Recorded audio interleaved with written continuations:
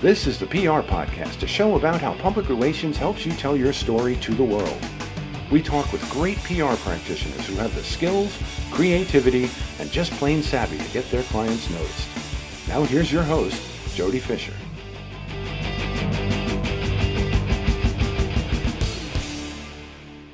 Hey everyone, and welcome to the PR Podcast. I'm Jody Fisher. Thanks for joining us. Well, here we are, already done with January 2021, and I got to tell you, if the rest of the year goes as fast as this month has, we're going to be blinking, and 2021 is going to be gone. It's going to be 2022. At least that's the way my life has been. Hope things are going well for you. Things have probably been moving just as fast. I've been incredibly busy working with my clients. We have new clients coming on board. We have the pipeline filling up. Things are really looking good for 2021. So we're going to knock on wood, and that's the sound of me knocking on my own forehead, hoping that 2021 is a great year for all of us and that we're continue to do terrific work and hopefully growing our businesses. We'd love to hear your suggestions on how we can grow this podcast as well. And so we want to encourage you to connect with us on Facebook, Twitter, and Instagram at The PR Podcast. Send us a message. Let us know if you want to be a guest. We do a new show every week, which means 52 brand new conversations with 52 brand new people. And they all have a unique perspective on the PR business, on the news business, how things get done. And so we want to hear your unique perspective, your backstory, and your story on what you do every day, so we can share that information with our community. Now, I have to do another apology. It seems that my computer did not like me again this week, and when I hit the record button for our podcast, I messed it up and I muted my microphone. Or at least I put myself in what sounds like the bottom of a hole. The great news, again, as we did with a previous podcast, is you don't need to listen to me in this podcast. You need to listen to our guest. And she is a terrific one. So let's get right into it and introduce her. Cyndi Zaweski is the founder and CEO of Ascent Storycraft, a content creation and marketing agency created in 2020. Cyndi helps ambitious entrepreneurs and small business owners leverage their stories throughout their own channels, including social media, blogging, and more. She is an award-winning journalist and a Columbia University certified digital marketer, and someone I've enjoyed working with in her many roles. Cyndi, welcome to the PR Podcast. Thank you so much for having me on today, Jody. I really appreciate being here with you. Thank you. And I'm interested to get into, we haven't talked with someone like you on the PR podcast yet. We're still new. We're still in the 20-ish or so episodes. And so wanted to talk with someone about content creation, because you hear that thrown around all the time. What is content creation? So I want to get into that with you. But first, tell us about Ascent Storycraft. You created this business after you transitioned out of journalism. What is Ascent Storycraft? What do you do?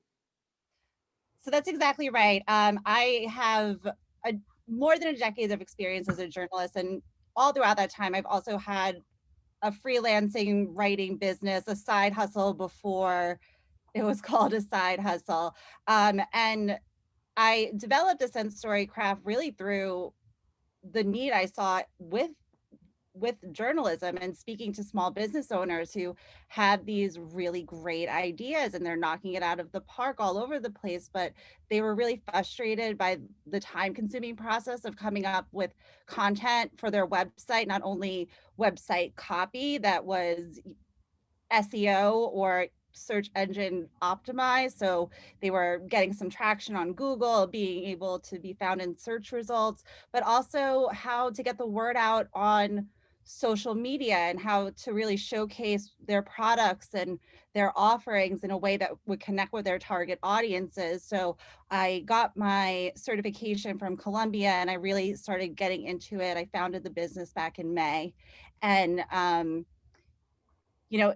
our mission here has always been to help small businesses and create content strategies that are sustainable and help get the word out about what they're doing and help them grow online. And it came really acutely important at the start of the pandemic when so many business owners who have traditionally relied on in-person networking events and just chatting with people who come into their stores, they were kind of at a loss promoting their business on online platforms that wasn't always a priority for them. So it was really an honor to help them pivot and find success in a time when businesses really struggled. So it really started with writing articles and blogs, and it's become so much more than that. It's really a comprehensive package where you get one-on-one coaching. We come up with a strategy, and then I do done for you website copy and everything from, social media graphics to SEO friendly blogs.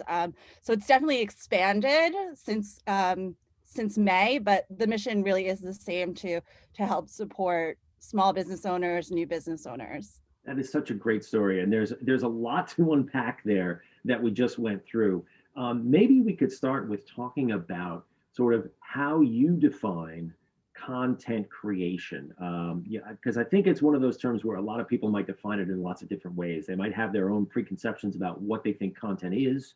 How do you begin to talk with a prospective client or even a new client about this content creation, sort of the what you're going to make for them? What does that entail, and how do you like to think about it?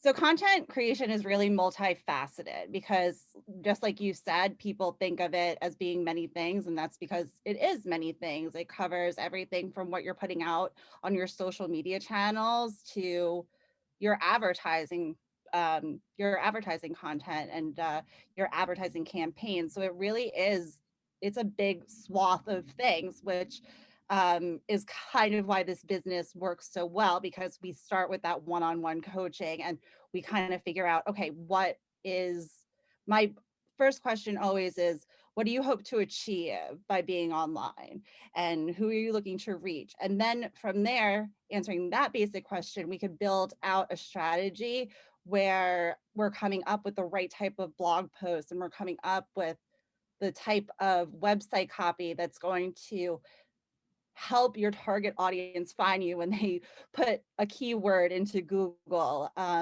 So it really is, it's very comprehensive. And I think that's why so many businesses struggle with it, because it's almost gets so overwhelming that it's like, and if you don't know what you're doing, you're just like, oh, forget it, I'm throwing in the towel. Yeah, right. You stop before you start. And I was going to mention that to you because I've seen the Ascent Storycraft Instagram feed, especially, is striking to me. It's beautiful looking, right? It's the fonts and the colors and the style. It has this terrific presence on Instagram. I would imagine that a lot of people get caught up in the how it looks or the what it looks like. And as you said, they kind of throw in the towel before they get started because that's not really what it's all about. To me, I would think it's about the what you're saying, not the how you're saying it. Would you agree? Oh, I think that's exactly right. I mean, of course, when you're posting something, you want it to look pretty and, reflect the colors of your brand, and that. But if you're not providing educational content or valuable content, it's not going to matter how pretty your Instagram feed looks or how like nice your ad is. Like, you need to always, you're looking to answer a question or solve a problem for someone in a business, and your content should reflect that. You mentioned that you started this business in the middle of the pandemic. You said in May 2020. Mhm. So you yourself kind of found yourself in a place where you needed to market yourself in a more digital way, in a less in-person way, much like the companies, the clients, the businesses that you're trying to help, who may have had to, as you said, pivot away from the in-person to the digital or the online approach. I'm curious, maybe did you find parallels with what you were doing starting the business and what you were trying to help people do? And how did you help people sort of get to that place where they felt comfortable or capable in connecting with people online? People are so nervous to do it sometimes, especially if they haven't been on a certain platform, or if they've never put their business out there on a Facebook other than to run like some sort of special or anything like that. But I absolutely have been in their shoes. I was working as a full-time magazine editor at the start of the pandemic, and I walked away from that job to start this. So learning how to market myself, really, that was the first time that I was really marketing my services like this. But it's all about when you're getting started, if you're looking for new clients and you're looking to position yourself as an authority to really get the word out on social media. And it's called it's your social currency. It's your, some people call it social proof. They want to see what you're doing. People really, especially now, um, want to know the people that they're working with. They like behind the scenes. They like, if you're making a pizza, like, please show a video of you making a pizza. We want to be like a part of the process. You know what I mean? So especially on my Instagram, I'll always invite people behind the scenes. I'll show them a little bit about what I'm doing. I talk a little bit about myself and my mission all the time. Like, I think driving home the point and driving home your values is always a great way and a great avenue to sort of open yourself up on social media. And yes, it can be a little bit scary at times, of course, but ultimately, that's really what's going to connect you with your audience. It's that, you're in PR, it's that tried and true saying, people have to know, like, and trust you in order to purchase from you. That's extremely difficult now, especially given the pandemic. You're not always going to have that opportunity. You're not always going to had the opportunity to see people's body language when they're talking to you. If you're on a Zoom call or you're just doing a conference call.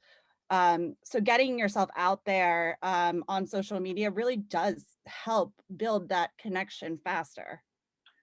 That is a terrific story, and I'm reminded of what I often say to clients is number one, we talk about telling their story, and telling it in a very authentic way, or as authentic a way as possible, but also providing value to the, not just the in the PR world, not just the reporter that you're talking to, but the audience that the reporter is talking to, because every reporter, every editor, every publication or media outlet has an audience that they service.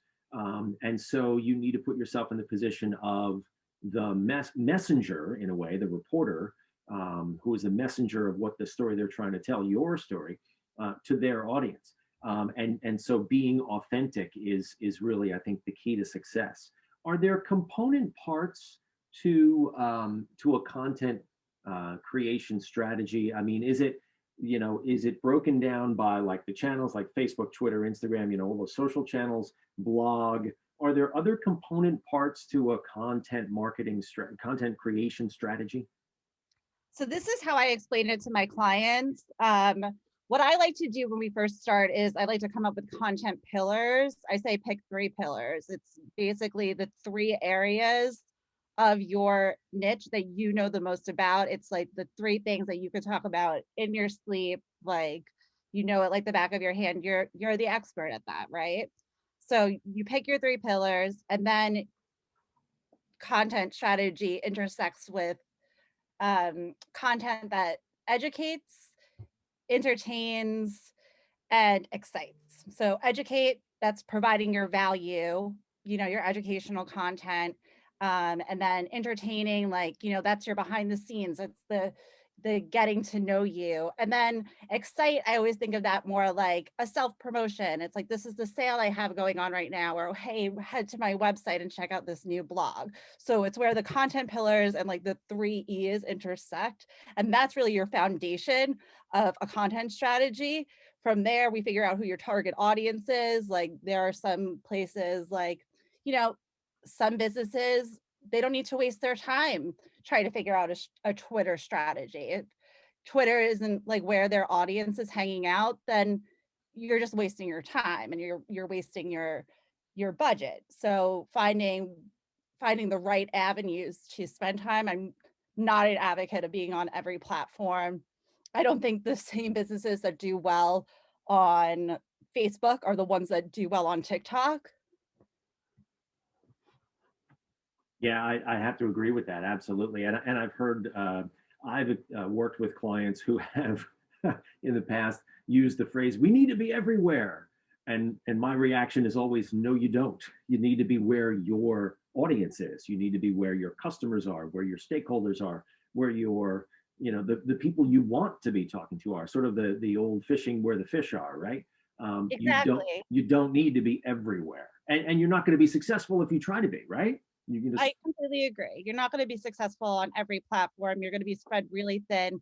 I would rather people pick their 3 top favorite platforms and master it. And then if they really want to be other places, then we could talk about expanding other places. But I would rather, it takes time, especially on social. Like you can't, we call it post and ghost in our industry. You can't just drop something and walk away and expect to get an engaged audience. Like you have to, you can't just tweet once a week and yeah, like tweeting once a week, like what's that going to do? Even, on Instagram, for example, like, you want, if people are commenting on your posts, like you want to be commenting back in like a fairly like, you know, respectable time frame. If someone commented on your post like a week ago, like, they kind of feel like, hey, like I tried to interact with you and you kind of shut me out. Like, and you want, like, the point of social media is to be social. So just posting for the sake of posting it's almost just like don't post. Okay. That is great. Let's pivot a little bit to blogging. Blogs have been around, I guess, for a couple decades now. Um, and I feel like it's part of that tsunami of information that we're hit with. Blogging is what used to be and still is writing column items, right? Op-eds and opinion pieces and things like that. It's a lot easier to blog now because if you have a website, or even if you're signed up on a site like Medium or some other, or even on LinkedIn, right? You can blog on LinkedIn, you can blog off your profile. Sure. What kind of advice do you dispense to clients, or what's your philosophy around blogging, whether it's what you should be saying, how frequently you should be saying it, where it should be landing? I'm interested in your thoughts on that. I actually had a client ask me if blogging was still relevant just last week. And yeah, the answer is yes, it absolutely is. When it SEO stops being relevant, then maybe blogging will stop being relevant. But even then, blogging establishes you and your company as an expert in your industry. It also makes it really easy to find you on search engines. It just boosts your overall digital presence. So I don't think blogging's going anywhere anytime soon. But again, I would just go back to your content pillars and like what are you talking about? Where are you trying to position yourself as an expert in your industry? It doesn't have to be wide. Again, like just sticking to those 3 pillars is probably the way to go, just because then people know to come to you for that information. Like, oh, I need to learn about hashtags for Instagram, so people will come find my blog. Um, but as far I mean, I also think it's great because when you have a blog, about 750 words is a good length. The more words, typically the better, but that's usually a good place to start. And then you're posting your blog, you can post it on your Facebook, you can post it on your LinkedIn. And then for other more visual channels like Pinterest or Instagram, you could repurpose that content into like, just little pieces of information that provide value. So that one blog that you have just turned into 5 pieces of content for you that look and feel different on different platforms, but still carry that same core message from your pillars and just can reach a different audience. Yeah, that's a great point to hit. I am a big fan of making a single piece of content do double, triple, quadruple duty. When you put the time into writing something, and let's just focus on a blog for the moment, it shouldn't just do one thing, right? You shouldn't just take it and post it in one place and say, well, that's great. You should merchandise that out to all your other platforms, and I'm a big fan of sort of cutting that up and putting it in lots of different places, sort of giving people a little taste over here and over there, and then driving people back to where that blog lives so they can read the whole thing. I'm also a big fan of creating video content that's based off of that blog. And some people aren't necessarily comfortable with, staring into a camera or being on camera. And it is when I coach clients to do media interviews, it is I describe it as one of the most awkward things you can possibly do is be interviewed by a TV reporter, because you got a microphone in your face and you got a camera sticking in your face, and it's just weird, right? Yeah. But let's talk a little bit about the importance of video content in that creation strategy. I would imagine that it's indispensable. Agree? Disagree? It's indispensable, and it's only going to get bigger. I would say if you're not comfortable being on camera, to start practicing. I would get yourself a light ring and just start recording yourself. Just practice makes perfect. Hire yourself a coach if you need a coach to walk you through it, like you, Jody, somebody who needs extra help with it. It's going to be so vital moving forward. Platforms like Instagram and even Facebook now, obviously TikTok. Everybody is prioritizing video right now, which means, not to get like too techie on you, but if you're doing more video, if you're showing up in stories, if you're showing up doing a reel, or your Facebook Live, it's going to perform better on the algorithm, which makes it easier to reach more people who are interested in what you would have to say without having to pay for ads. So it's just critically vital. And let's talk too a little bit while we're creating all of this content. You mentioned it a couple questions ago about keywords. Talk a little bit about what keywords are and how you integrate them into the content strategy that you create for your clients.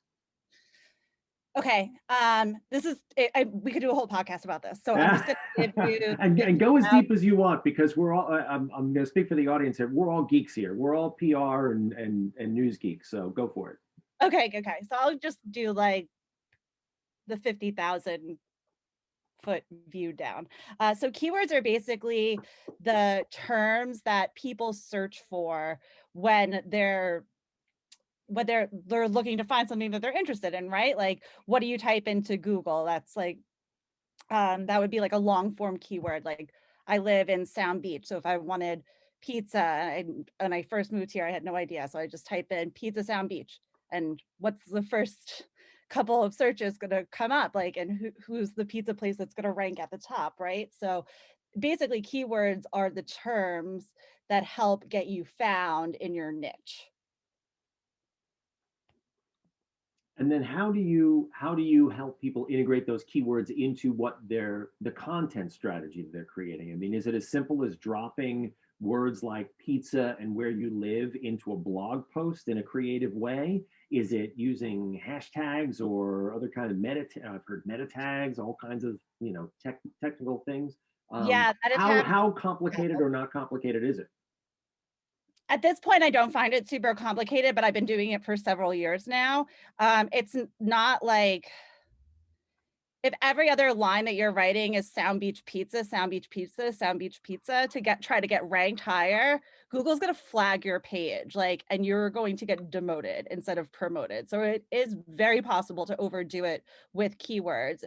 Basically, you just want to write for people. Like, if you're writing something about Sound Beach Pizza, that keyword's going to come up because you're talking about that, right? But saying it over and over and over again is just you'll get flagged. They don't, like, Google's smart. Their algorithms are very very smart, and you can get demoted for that. It's a fine line, but I always think that kind of what you go back to what you said before, like authenticity and being genuine in your content strategy, like those things shine through. Like, I always think a really great thing when you're doing a blog is, let's say you do want to rank for Sound Beach Pizza. I would link your homepage to the term Sound Beach Pizza, and that would help you increase your ranking, increase your keyword optimization. But you don't have to do it every couple of paragraphs. Like, once a blog is going to do it. That is great advice. And we have, I'm sure, just hit the tip of the iceberg here on all the things you can possibly do in a content creation strategy for a business or for an individual or what have you. This has been a really fascinating discussion, and I think that probably the best course of action is if someone wants to create this kind of content creation strategy is to come to a professional like you and not get in over their head. Am I correct? I would definitely suggest it. I'm all about, I am a small business owner, and if I am struggling in an area of my business, I am all about hiring that coach, hiring that person to outsource to help me. And I encourage other people to do the same in their business, or especially you just don't want to be left in the lurch on social media. And if you're nervous about it, or you're just not sure what you're doing, it's really best to get to a professional. Sometimes I hear that like people think that they're too far behind. They don't even have a Facebook page, and they're too late to the game. It'll never work. And that's just such a misconception. Like there's no bad time to get started on social media. Social media is not going to go away. Yeah, that is for sure. That is for sure. Well, we come to the place in our podcast where we steal a page from inside the actor's studio and we ask our guests a series of rapid fire questions. So Cyndi, hope you're ready. These are meant to elicit just simple answers, right? 1-2 word answers, maybe a laugh or two. So with your indulgence, here we go. Rapid fire question number 1. Your favorite news source? The Today Show. Your favorite social media platform? Instagram. You might have seen that. I've seen it. It does look beautiful. People, you should check it out. Rapid fire question number 3. Coffee or alcohol? It is Coffee. Friday. Coffee. All right. Good for you. I am never caught without coffee. Rapid fire question number 4. Your favorite on the run food? I don't eat on the run. I guess maybe almonds. Oh, that's a good one. Okay. And rapid fire question number 5. What do you want to be after you finish this career? You just started this one, but who knows? Ooh, I feel like the world's my oyster. Maybe I've always wanted to write a book. Oh, that's the ultimate content marketing strategy, isn't it? Or content creation strategy, right? A book? I feel like it would be a natural progression. What would the book be about? I'm curious. Gosh, I think Would it about be it all the fiction, time. nonfiction? I've had a couple of ideas coming through my mind. I was actually thinking about doing a book about how to like establish like yourself as an authority in your industry. As a former journalist, like that was something that I always looked for in sources. And actually I was a TV producer for a while, and I would vet people, like basically pre-interview people to make sure that they were good fits for an interview I needed for an article. So I actually have like decades of experience for that, and I think I could do a good job with it. All right. Well, when you write the book, I will be the first one to buy a copy. You just have That to would sign. be great. You could write the introduction. Oh, well, I don't know if you want that. People may not buy your book. Cyndi, this has been a great conversation. Thank you so much for spending time with us. Please let people know how they can find you online. Okay. My website is www.cyndizaweski.com. That's Zaweski. My handles on Instagram, Pinterest, and Facebook, it's at Ascent_Storycraft. And I'm also on Clubhouse now, which I've been really liking as well. And that is Ascent by Cyndi. Well, thanks again, Cyndi, and thank you, everyone, for listening. Please remember to subscribe to the show and connect with us on Facebook, Twitter, and Instagram at The PR Podcast, and send us a question or a comment. Our intro is by Christopher Apple. You can find him and his fantastic photography on Instagram at Christopher APPOLDT. Check him out there. Hire him for all your photography needs. You can find me online at Jody Fisher on all the socials and online at jodyfisherpr.com. We'll see you next time on the PR Podcast.